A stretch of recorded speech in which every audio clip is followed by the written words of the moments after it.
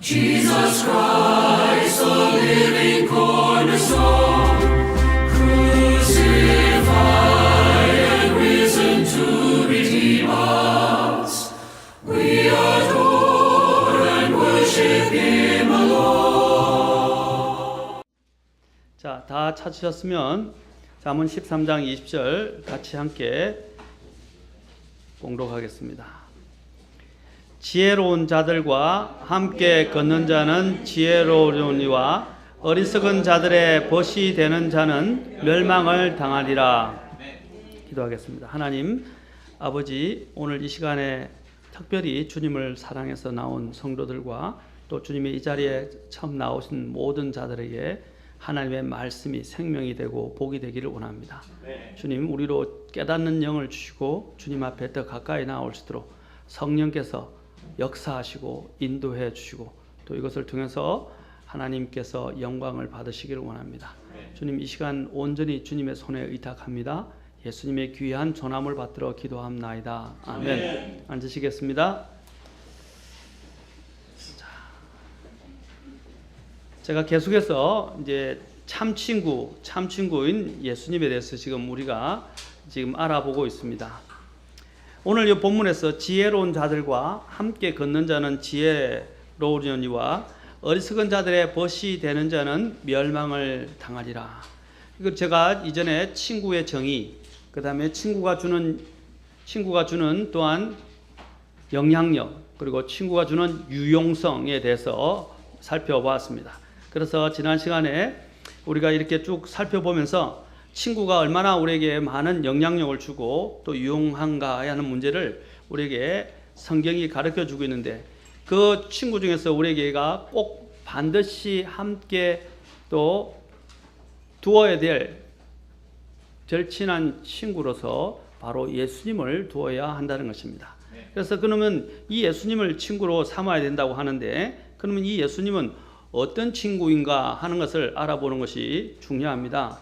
이 예수님은 어떤 친구인가? 첫째, 이 예수님은 바로 죄인의 친구가 되시는 예수님이시다라는 것입니다. 죄인의 친구가 된다. 많은 사람들이, 제가 어저께 구령 세미나 하면서도 이야기했는데, 이 죄인이라고 그러면 중국 사람들 마찬가지로 한국 사람들도 그래요. 죄인이라 그러면 저게 감옥에 간 사람들이나 큰 범죄를 일으킨 이런 범죄자들만이 죄인이다라고 이야기를 하는데, 성경은 하나님의 법을 깨뜨리는 모든 사람들이 다 죄인이라고 말합니다. 하나님의 법의 중에서 하나님은 우리에게 그 사실을 깨닫게 하기 위해서 주신 것이 무엇이냐면 바로 우리의 양심이에요.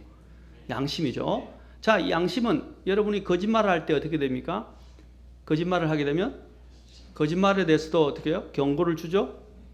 그 다음에 여러분들이 또 여기 자녀들이 있는데, 이 자녀들이 부모에게 불순종하면 어떻게 돼요? 여러분의 마음에 찔림이 있죠? 네. 찔림이 다 있어요. 없다고 하는 사람도 있는데 난 모르겠어요 하는 아이들도 있을지 모르겠는데, 다 안에 마음에 부모에게 이렇게 하면 안 되는데 나도 모르게 막 반항하고 불순종하고 거역하고 대꾸하고, 그렇죠? 짜증내고 하잖아요. 다 그런 것. 또 거짓말하는 것, 그렇죠? 또 거짓말하는 것. 그럼 모든 것들이 다 무엇입니까? 다 죄입니다. 그것은 양심이 이미 하나님이 우리에게 양심을 주셨는데, 이 양심이 이것을 이야기한다고 했습니다. 제가 전에 설교할 때 말씀드렸는데, 원래 양심이란 뜻이 어디서 유래했다고 했습니까?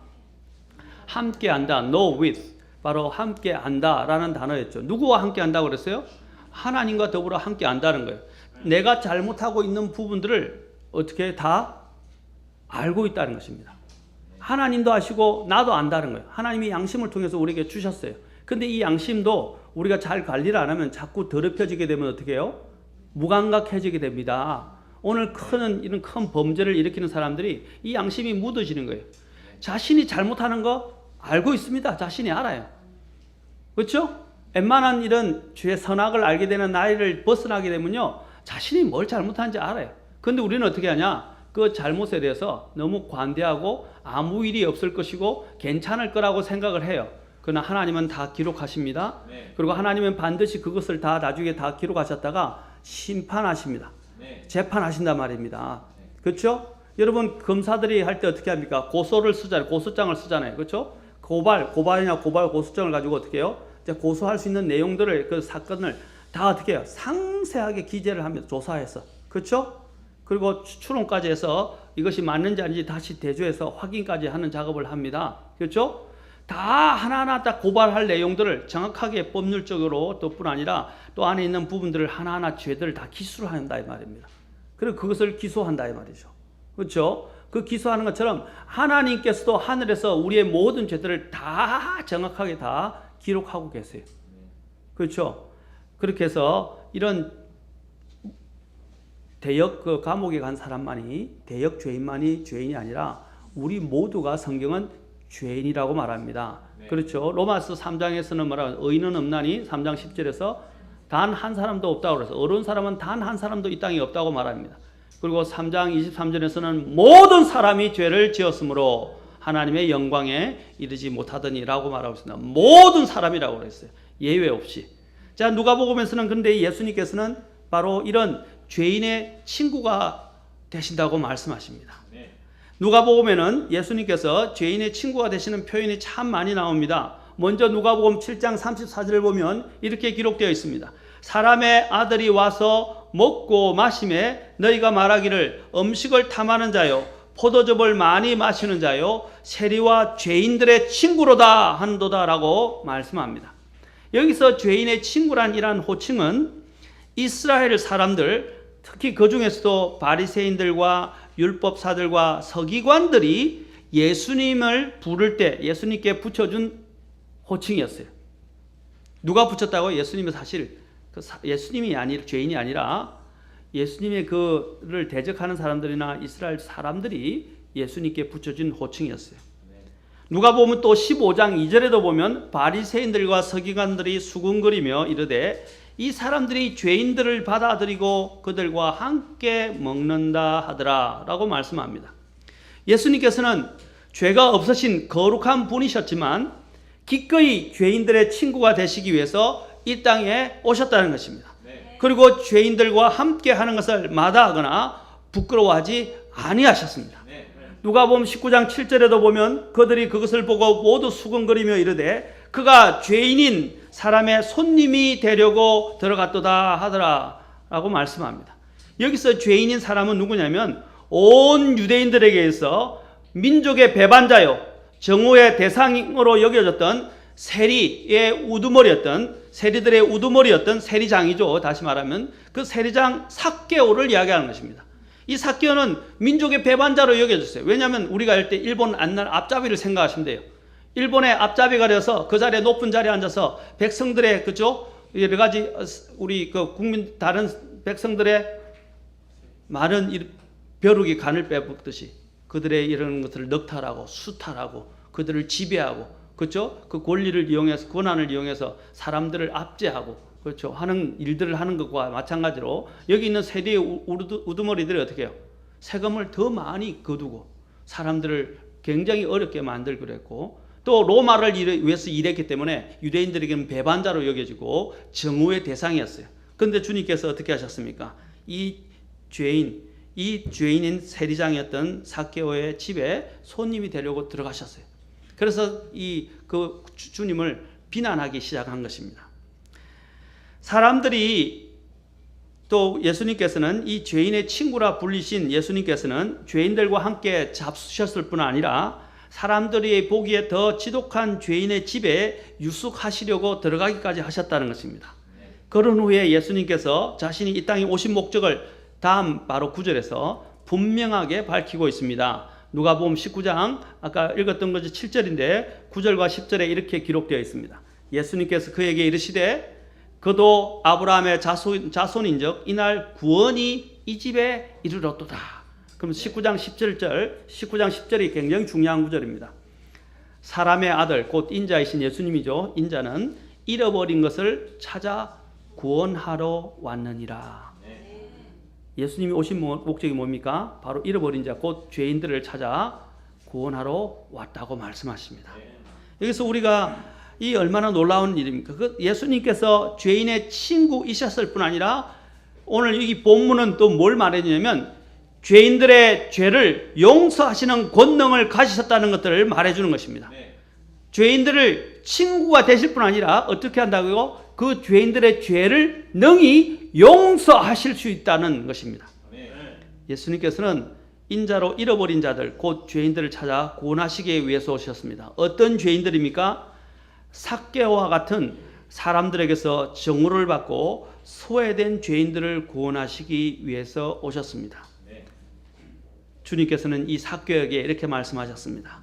이날 구원이 이 집에 이르렀도다. 이날 구원이 이 집에 이르렀도다.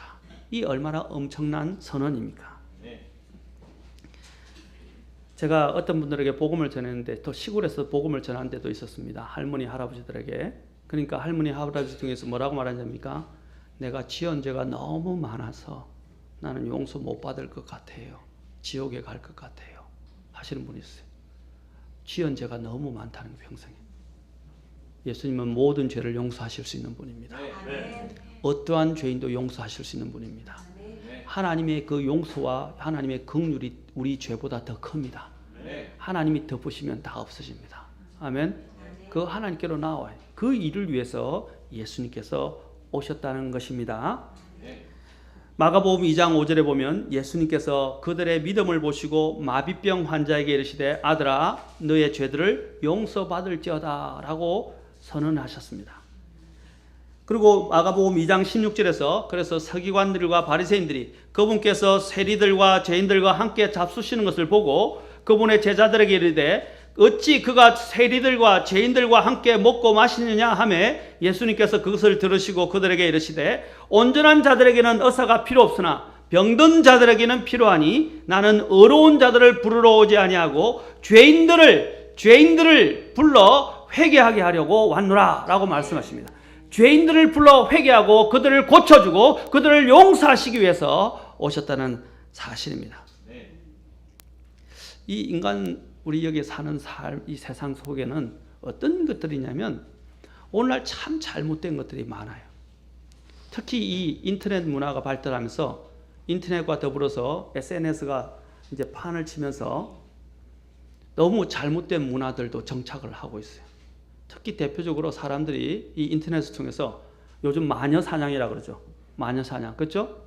마녀 사냥이라면서 어떤 사람이 잘못되면 그 사람들의 모든 걸 다 파헤쳐서 얼굴까지 다 알아가지고 사진을 걸고 그들의 모든 집 면목, 그들이 살았던 가정까지 다 정보를 다 공개해버려요. 찾아서. 근데 그렇게 나서서 하는 사람들이 어떤 사람인지 아세요? 자기들도 죄를 짓고 있는 사람들이에요. 그런데 다른 사람들의 죄에 대해서는 자신들이 마치 정의로운 사람들은 아닌 것처럼 막 발벗고 나서서 다른 사람들의 모든 죄들을 파헤칩니다. 그런데 그들 또한 문제가 있는 사람들이에요. 이 세상에 죄 짓지 않은 사람들이 어디 있어요? 만약에 자신이 그런 것들을 폭로당하고 또 공격당하는 사람이라고 한번 생각해 보세요. 그런데 우리는 다른 사람들의 죄를 벗겨내는 데는 그렇게 발빠르면서도 자신의 죄들에 대해서는 우리는 너무나 더디다는 것입니다. 오늘 여기 보십시오. 청문회 하는 것들, 국회에서 청문회 하는 것을 보십시오. 정부 고위 관리들 보십시오. 총리 한번 보십시오. 저는 정치 이야기를 하는 정치를 좋아하지 않습니다. 제가 말하는 요지는 그것입니다. 총리 얼마나 문제가 많은 사람입니까? 그런데도 그 문제가 많은 사람이 어떻게 해가지고 권력 자리에 앉아가지고 이제 뭐 합니까? 사정하죠. 그가 좀 나으면 괜찮겠어요. 그가 얼마나 비리가 많은 사람이었어요. 그런데 이제 사정한다고 나서서 지금 다 나라를 다 뒤집고 엎고 있어요. 물론 그 앞에 있던 사람들 잘못했어요. 반드시 사정을 해야 할 필요는 있다고 저는 생각합니다. 그런데 그 비리가 많았던 사람이 이제 그 권력의 자리에 앉았다고 이제 다른 사람들을 사정합니까? 이런 것들이 지금 대한민국의 현실이고 지금 사람들의 현실이에요. 주님이 뭐라 그랬어요? 자기 눈에 있는 덜보는 보지 못하고 다른 사람의 눈에 있는 티는 보고 그 티는 끄집어내려고 하는 사람들입니다. 우리는 그런 부분들이 오늘날 이 우리 주변에서 많이 일어나고 있어요. 그런데 예수님께서 사람들의 죄를 용서받을 것이라고 하고 세리들과 죄인들의 친구가 되시자 그걸 막 비난하기 시작한 거예요. 그래서 주님이 어떻게 합니까? 여기 있는 주님이 누구를 대상으로 지금 말씀하신 거예요? 그 종교 지도자들, 위선과 그들의 자신들의 죄를 숨기고 사람들 앞에서는 거룩한 것처럼 사람들 앞에서는 자신들이 마치 의로운 사람들처럼 내세우는 사람들에게 대해서 말씀하신 거예요. 그런 사람들은 자신이 뭐라고요? 병자가 아니다고 이야기합니다. 그러나 하나님 주님은 오늘 뭐라고 말합니다. 너도 또한 병자다 라고 말씀하시는 거예요. 그래서 뭐라 했어요? 주님이 오신 목적은 죄인들을 불러 회개하라고 오셨다고 말씀하셨죠? 말씀드렸죠? 바로 그와 같은 자신들이 스스로 어렵다고 해서 나는 의사가 필요 없다 하는 사람들에게 대해서 오지 아니하고 내가 병들고 약하고 의사가 필요하다는 사람들에게 오신데 예수님이 바로 영적인 의사라는 것입니다.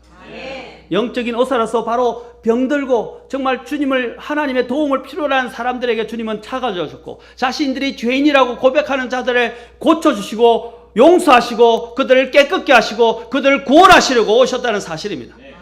오늘 이 자리에서도 내가 어렵다고 생각하시는 분이 있다면 착각하시는 거예요. 이 세상에 어려운 사람은 아무도 없습니다. 모두 다 죄인입니다. 여러분의 양심이 그걸 증거합니다. 주님께 나오면 주님이 그런 모든 죄인의 죄를 어떻게 하십니까? 하나도 빠짐없이 깨끗하게 다 용서하시는 분입니다. 주님이 말씀하셨어요. 온전한 자들에게는 의사가 필요 없으나 병든 자들에게는 필요하니 나는 어려운 자들을 부르러 오지 아니하고 죄인들을 불러 회개하게 하려고 왔노라. 자신이 겸손하게 내가 영적인 의사가 필요하다 하는 분이 있다면 주님 앞에 나오십시오. 주님이 어떻게 하신다고요? 회개하시고 구원시켜 주실 것입니다. 아멘. 죄를 다 용서하실 수 있다는 것입니다. 아멘. 다른 사람들이 죄에 대해서 자꾸 찾지 마시고 내가 어떤 죄인인지를 살펴보세요. 우리의 이 가장 큰 문제가 다른 사람과 비교하는 거예요. 이게 죄성을 갖고 있다는 것을 말해요. 비교하지 마세요. 하나님은 절대적이세요. 우리는 절대적인 하나님과 나와의 관계에서 우리는 생각해야지 다른 사람에 대해서 이야기하지 말라는 것입니다. 제가 말씀드렸죠. 중국에도 죄인들은 감옥에나 가야 된다고 가야 자신들이 그 사람들이 죄인이라 생각하고 자기가 죄인이 아니라고 생각해요. 그럼 저는 성경을 통해서 양심을 통해서 그들에게 보여줍니다. 당신 또한 하나님의 법을 어긴 죄인입니다. 그러면서 50보 100보입니다 라고 말합니다. 무슨 말인지 알아들어요. 50보 100보. 도토리 키재기라는 거예요.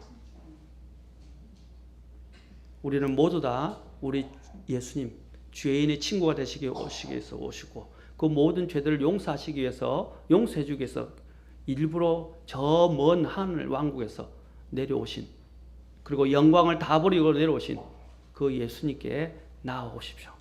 그러면 죄를 여러분 용서받고 깨끗하게 될 수 있을 것입니다. 이 사실이 바로 예수님께서 다른 종교 창시자들과 다른 특별하고도 또 독특한 유일성이라고 할 수 있습니다.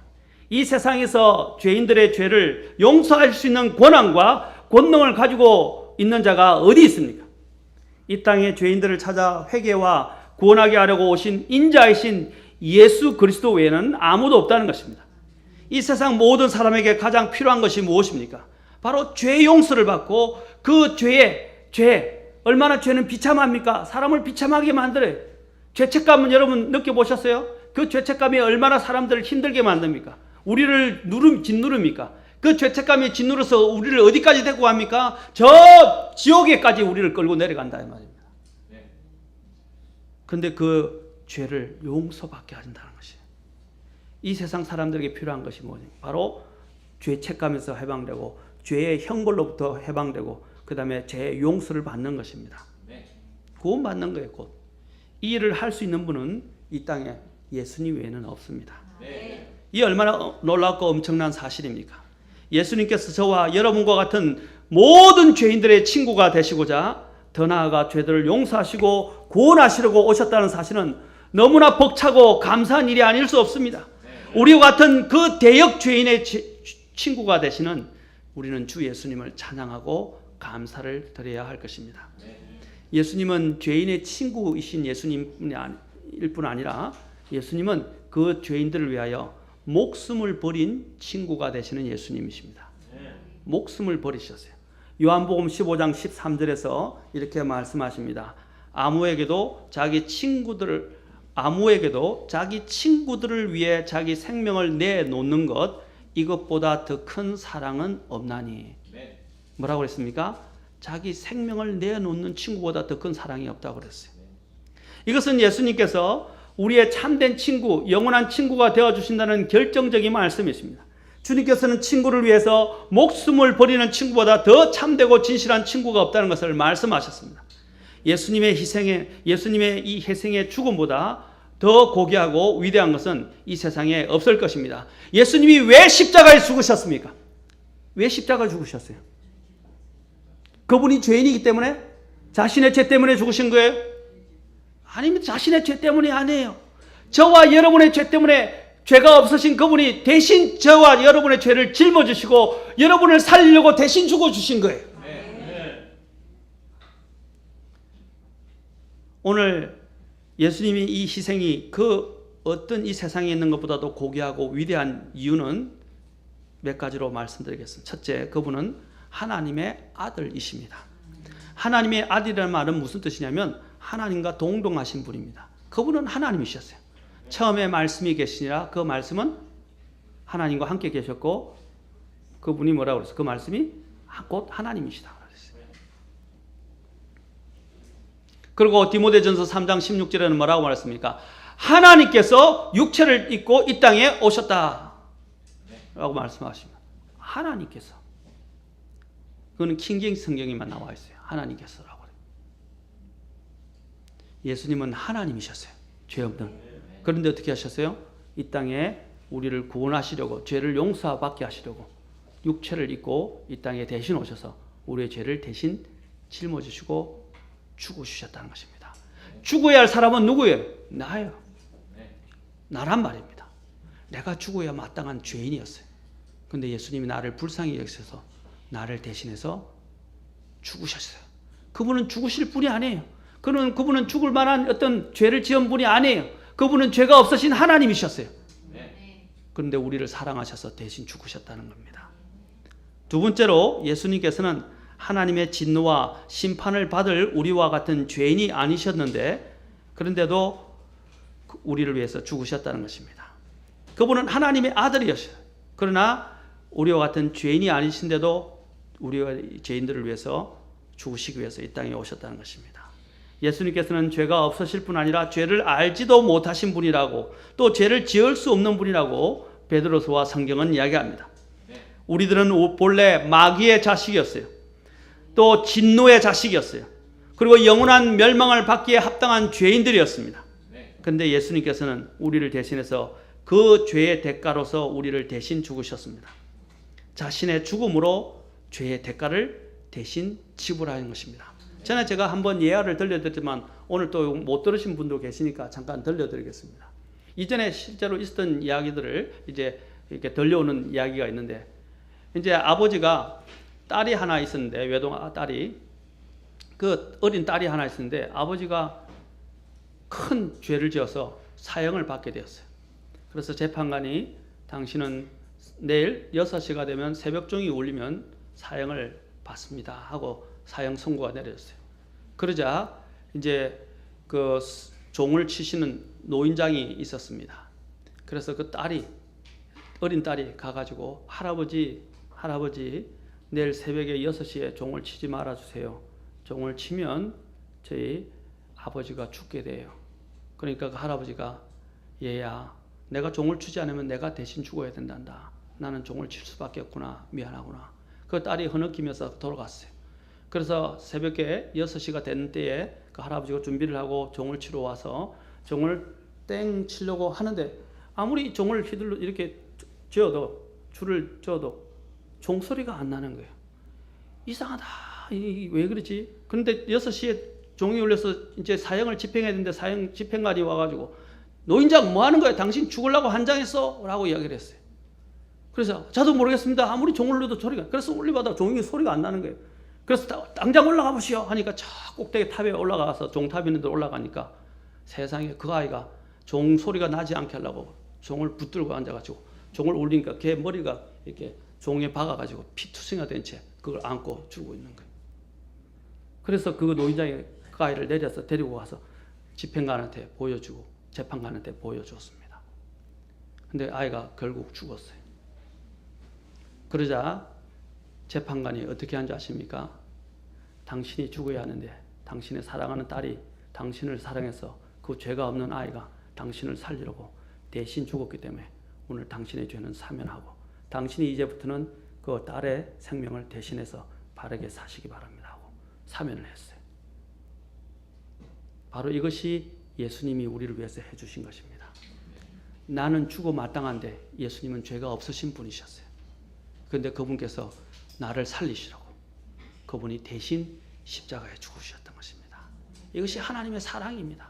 하나님은 저와 여러분을 죽이려 하시는 게 아니라 우리를 너무 사랑하시는 것입니다. 아멘. 그래서 우리를 불쌍히 여기셔서 하나님이신 그분께서 하늘의 영광을 버리시고 이 땅에 오셔서 육체를 입고 나타나시고 우리와 같은 사람의 모양이 되시고 종의 청체를 취하셔서 대신 죄인이 되셔서 죄의 대가를 지불받으시고 죽어주셨다는 사실입니다. 그래서 마가복음 10장 45절에서는 이렇게 말씀하십니다. 같이 한번 봅시다. 마가복음 10장 45절입니다. 마가복음 10장 45절입니다. 이렇게 기록되어 있습니다. 마가복음 10장 45절입니다.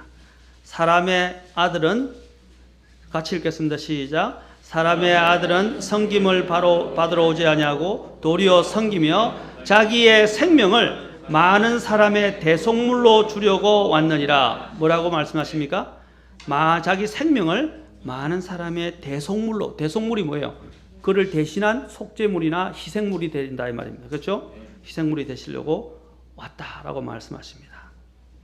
실로 그러한 값비싼 예수님의 목숨에 지불된 그 결과로 우리는 하나님의 자녀가 되었고 그분의 친구가 되는 영예와 특권을 누리게 된 것입니다. 아멘. 미국 남북 전쟁이 있었을 때의 일입니다. 북군에서 전쟁에 나갈 군인을 징발할 때에 전쟁에 나갈 만한 사람들을 제비 뽑아왔는데 설상가상으로 가족도 많고 부모도 계시고 전쟁에 나가면 그 가족을 전혀 부양할 사람이 없는 사람이 그만 제비에 뽑혀서 나갈 수밖에 없게 되었습니다. 여러분 제가 한 거 알고 있습니다. 설교를 다시 했어요. 그러나 여러분들에게 오늘 새로 오신 분들을 위해서 다시 한번 이 부분들을 통해서 복음의 가치를 알게 하시기 위해서 제가 하기 위해서 오늘 다시 이 예화를 들려드리는 것입니다. 그래서 이 사람이 제비를 뽑혀서 나갈 수밖에 없었어요. 그런 광경을 보고 그 친구 가운데 부모가 안 계시고 아직 결혼도 하지 아니한 젊은이가 있다가 대신 자원해서 전쟁터에 나가겠다고 그 징발하는 책임자에게 말하니까 그도 감격해서 대신 그 젊은이로 하여금 전쟁터에 나가도록 허락했습니다. 그래서 이 사람은 전쟁터에 나가서 자기의 나라를 위해서 싸우고 있었습니다. 자기 동네에서 자기 가족을 부양하고 있는 이 사람은 자기 대신 나간 그 사람에 대해 감격이 얼마나 깊었든지 말로 형용할 수가 없었습니다. 그래서 언제든지 신문을 보면 얼른 전쟁 뉴스부터 먼저 보고 특별히 어떤 격전지에 그 사람이 나갔는지 그 친구의 명단이 들어있지 않았는지 살펴보고 이따금씩 죽은 사람의 명단이 나오면 행여 그 친구의 이름이 전사자의 명단에 있지 않는가 살펴보았습니다. 그런데 불행히 한 번은 큰 격전이 있었는데 그만 자기 친구가 그 격전 가운데서 싸울 수밖에 없었고 그 다음에 신문에 나는 것을 보니까 죽은 사람들의 명단 가운데 그 사람의 이름이 올랐던 것입니다. 그런 신문을 보고 이 사람이 앞이 캄캄했습니다. 곧 싸움터에 나가서 자기 대신 그 죽은 그 시신을 친히 모셔다가 자기 가족 공동묘지에 묻고서 그 이름을 쓰고 그 아래에 간단히 이렇게 적었다고 합니다. 그는 나를 위하여 죽다. 그가 나를 위하여 죽다. 예수 그리스도께서 바로 우리를 위해서 그렇게 하셨던 것입니다. 그분이 나를 위해서 나를 살려고 대신 죽으셨습니다. 내가 죽으면 끝이잖아요. 내가 죽으면 끝이기 때문에 주님께서 우리를 위해서 대신 죽었다는 것입니다. 오늘 요한복음 15장 13절에서는 말씀하십니다. 아무에게도 자기 친구들을 위해 자기 생명을 내놓는 것 이것보다 더 큰 사랑은 없나니. 여러분 이보다 더 큰 사랑이 있어요 없어요 이 땅에? 없죠. 이게 얼마나 고귀한 사랑입니까? 죄인이 죄인을 대신해서 죽을 수도 있어요. 그렇죠? 그것도 큰 사랑이에요. 그러나 그 죄인은 그 사람의 죄를 해결해 줄 수는 없어요. 그러나 예수님은 죄가 없으신 하나님으로서 우리를 대신해서 죽으심으로써 어떻게 우리의 죄를 완전히 지불해 줄 수가 있는 것입니다. 자기도 빚이 이렇게 많은 사람이 어떻게 다른 사람의 빚을 갚아줄 수 있어요? 맞습니까? 빚이 없는 사람이 다른 사람의 빚을 갚아줄 수 있잖아요. 우리는 모두 다 하나님 앞에 죄라는 빚을 진 사람들입니다. 우리는 다른 사람의 죄값을 지불해 줄 수 없어요. 그런 능력이 안 돼요. 그러나 예수님은 다른 사람의 죄를 능히 다 갚아줄 수 있는 능력이 있으신 분이다. 그게 성경에서 여러분 구속이라는 단어의 정의입니다. 구속, 리딤 또는 리뎀션이라는 단어가 바로 그런 뜻이에요. 그것은 리딤이라는 것은 그것을 되찾는다는 뜻인데 그 사람이 빚진 것을 되찾아서 찾아오는 것인데 그것을 갚을 수 있는 능력이 있어야 돼요. 그 조건 중에 하나가 예수님은 그런 능력이 있으신 분입니다. 아멘. 그리고 그 묘지에 그 사람이 그가 나를 위하여 죽다라고 해놓고 그 묘지를 부둥켜 안고 울었다고 합니다. 여러분들이 정말로 예수님이 나를 위해서 해주신 그 사랑에 감복하고 감사한다면 어떻게 하시겠어요? 당연히 예수님을 위해서 살 수밖에 없어요. 그건 미친 것이 아니에요. 누가 나를 위해서 죽었다는데 감사하잖아요? 그리고 그 사람이 부양할 가족이 있는데 내가 그 가족을 부양하지 않겠어요?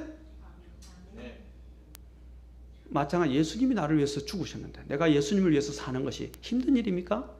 힘든 거 아니에요. 감사할 일이에요. 턱걸이고 그저 감사할 뿐이에요. 오늘 여러분이 교회 나오고 여러분의 신앙생활하고 여러분의 하나님의 말씀에 따라서 죄를 멀리하고 거룩한 삶을 사는 것은 오히려 감사로 인해서 당연히 할 수밖에 없는 일이에요. 무거운 게 아니란 말입니다.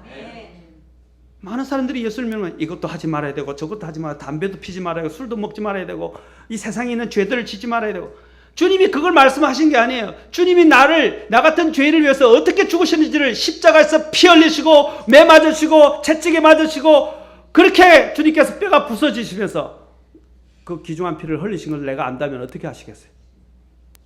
가슴이 내 찢어집니다. 내가 저렇게 맞아서 죽어야 되고 영원한 지옥에서 보내야 되는데 예수님이 대신 죽어요. 그 십자가를 바라볼 때마다 뭘 생각하십니까? 그냥 감사합니다. 감사합니다. 할 말이 없어요. 맞습니까? 그러면 교회 오는 게 힘들어요? 힘 안 들어요. 왜? 이곳에 가서 우리 주님이 나를 위해서 죽은 것을 우리가 기억하는 거잖아요. 그리고 감사드리고 찬양하고 경배하는 거 아닙니까? 맞습니까? 근데 교회 나오는 게 힘들어요? 예? 주님이 좀 더 헌신하라는 게 힘든 거예요? 힘든 거 없어요. 오히려 그 하늘의 왕이 되시는 그 예수님과 내가 친구가 됐다는 게 어떻게 해요? 자랑스러워요. 옛날 이명박 대통령 대통령이 될 때 인수위원회 보십시오.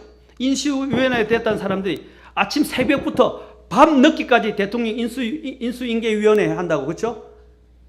보수도 안 주는데도 어떻게 한다고 그러세요? 새벽부터 나가가지고 막 대통령을 위해서 막 일하고 모든 그 과정이 잘 순탄하게 다 연결되도록 그걸 얼마나 큰 특권으로 여겼어요. 대통령을 위해서 일한다. 새벽부터 나가가지고 피곤하지 않아요.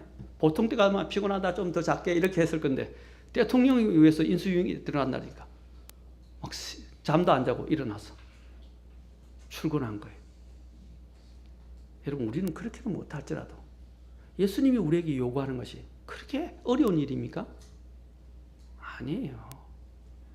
여러분이 정말 복음의 가치를 안다면 주님이 뭐라고 말씀하셨습니까?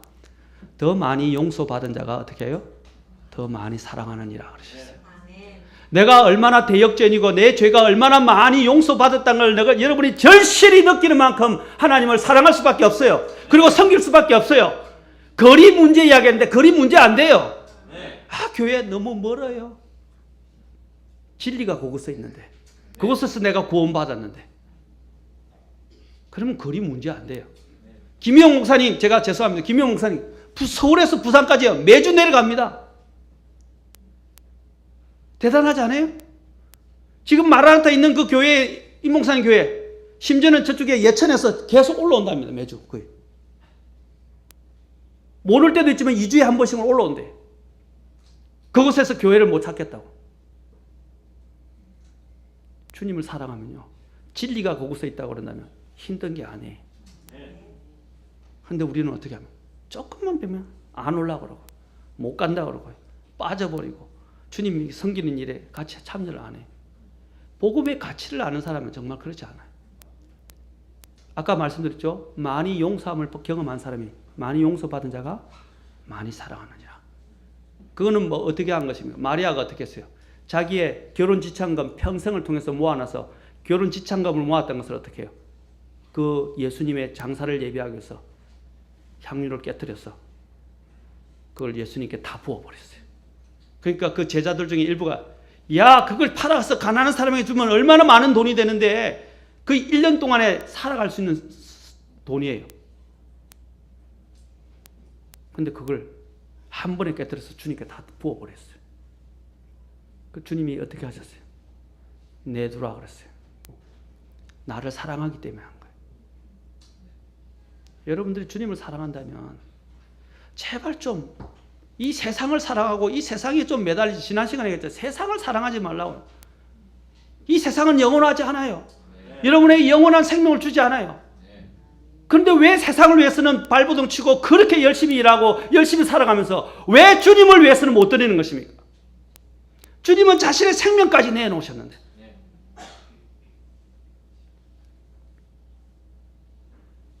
예수님은 나를 위해서 목숨까지 버리신 친구이십니다. 그리고 나를 친구로 삼아주신 분입니다. 이 얼마나 영예로운 일입니까?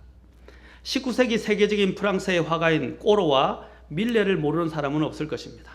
이 꼬르는 주로 아름다운 전원 풍경을 그리는 화가였고, 밀레는 만용과 같은 깊고 경건한 농촌 생활을 묘사한 프랑스 화단의 거장이라고 우리는 알고 있습니다.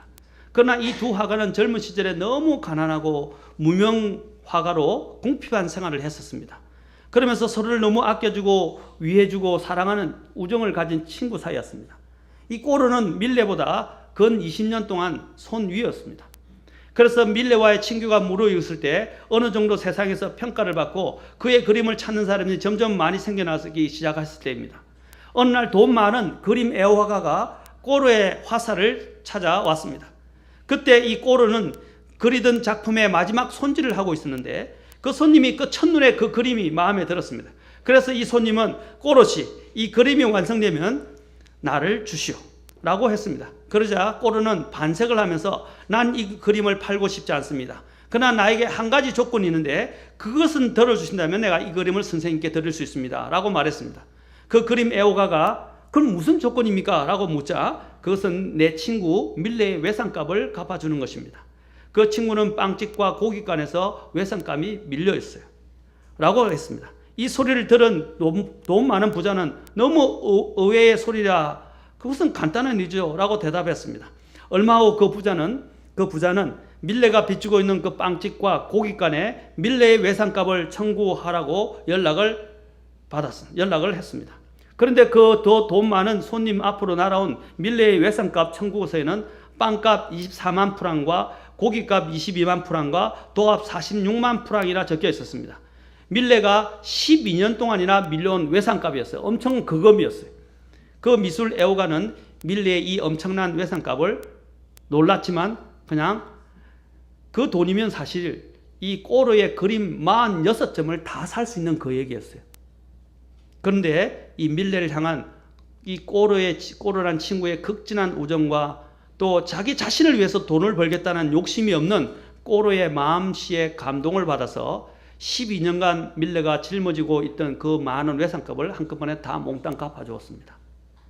지금은 그 꼬르의 그림이 몇 배의 가치가, 그보다도 더 많은 가치가 있어요. 당시로는 1,000프랑 정도에 불과했던 그 그림이 지금은 상상도 할 수 없는 값으로 호가하게 되었습니다. 그 돈 많은 그림 애호가는 참으로 값비싼 그림을 산 셈입니다. 그러나 그것은 꼬르와 밀레의 우정의 값에는 미치지 못하는 것이었습니다. 바로 그들 사이의 이 우정은 결코 돈을 주고 값으로 환산할 수 없는 값진 것이었습니다. 바로 우리 주 예수님께서 우리를 위해서 해주신 그 일은 돈으로 환산할 수 없는 것입니다. 아멘. 돈으로 살 수 없는 거예요. 하나님이 여러분에게 이 죄 용서와 영원한 생명을 선물로 주셨다고 성경은 말합니다. 그러나 그 선물이 하자 것 없고 가치가 없는 선물이 아니라는 거예요. 우리의 힘으로는 그 선물을 받을 수 있거나 그 선물을 살 수 있는 사람들이 아니에요. 우리 돈으로는, 심지어는 우리의 목숨값을 내어놔도 하나님이 주신 그 영원한 생명의 선물을 우리는 살 수 없습니다. 그런데 예수님이 어떻게 해주셨어요? 그 선물을 값없이 우리에게 주시고자 이 땅에 오셨고 십자가에 우리를 대신해서 죽어주셨다는 것입니다. 그래서 예수님은 자기 친구를 위하여 목숨을 내어놓으면 이보다 더 큰 사랑이 없나니, 바로 이보다 더 큰, 정말 큰 사랑을 예수님께서 친히 우리를 위해서 보여주셨습니다. 아멘. 그래서 로마서 5장 8절을 제가 참 좋아합니다. 로마서 5장 8절을 봅시다. 같이 보고 오늘 마치겠습니다. 로마서 5장 8절입니다. 저는 복음을 전할 때 꼭 이 구절을 꼭 보여주고 암송하고 보여줍니다. 5장 8절 보십시오. 얼마나 감사합니까? 로마서는 이 부분을 잘 이야기합니다. 근데 저는 로마서 5장 8절 가서 두 구절 같이, 여기 있는 구절 중에서 두 구절을 더 보고 마치겠습니다. 자, 먼저 5장 8절 자 봅시다. 같이 읽겠습니다. 시작. 우리가 아직 죄인이었을 때에 그리스도께서 우리를 위해 죽으심으로 하나님께서는 우리를 향한 자신의 사랑을 당당히 제시하시느니라. 아멘. 우리가 뭐라고요? 죄인이었을 때에 그리스도께서 우리를 위해서 대신 죽으심으로써 하나님께서 우리를 향한 사랑을 나타내셨다. 그런데 6절에는 뭐라고 되어 있어요? 6절. 우리가 아직 힘이 없었을 때에 그리스도께서 정하신 때에 경건치 아니한 자들을 위해서 죽으셨다. 우리가 힘이 없는, 그러니까 갚을 능력이 없다 이 말입니다. 아멘. 근데 또 10절 보세요. 더 재밌는 말이죠. 10절. 이는 우리가 뭐라고요? 원수였을 때에 하나님의 아들의 죽음으로 말미암아 하나님과 화해하게 되었을진데 그분의 생명으로 말미암아 구원을 받을 것이기 때문이라. 아멘. 죄인이었죠. 갚을 능력도 없죠. 그런데 뭐라고 또? 하나님과 원수였다고 그랬어요. 그런데 이 원수를 위해서 예수님이 기꺼이 죽으셨어요. 아멘. 오늘 여러분이 죄 가운데서 여러분이 고통받고 죄로 인해서 지금 죽으면 지옥에 갈까, 내가 또한 하나님의 심판을 받을까 두려운 분이 있다면 오늘 양심이 여러분이 그것을 고소하고 고발하고 또 여러분 하나님 앞에 설 수 없도록 만들어준다는 그런 것들을 인식하는 분이 계시다면 오늘 이 예수님께 나오십시오. 아멘. 그리고 그 예수님을 통해서 여러분의 모든 죄가 용서받기 바랍니다. 아멘. 그리고 또 예수님께서 죄를 용서하실 뿐 아니라 우리의 뭐가 되어주신다고요? 친구가 되어주십니다. 친구가 되어주세요. 얼마나 감사합니다. 만왕의 왕, 여러분이 대통령이 여러분의 친구가 된다면 그보다 더 영예로운 일이었어요. 이 나라에서. 맞습니까? 예? 만왕의 왕 만주의 주께서 오늘 나의 친구가 되어주시겠다고 말씀하십니다. 또 친구의 유익점이 중에 하나가 뭔지 아십니까? 친구끼리는 비밀이 없어요.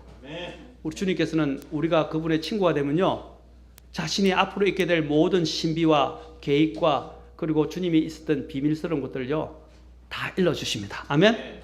나중에 다음 시간에 보도록 하겠습니다. 주님께서 다 일러주세요. 이것이 얼마나 영광스러워요. 하늘의 보화를 여셔서 하늘의 비밀까지 또 주님의 계획까지 우리에게 다 계시해 주실 것입니다. 기도하시겠습니다.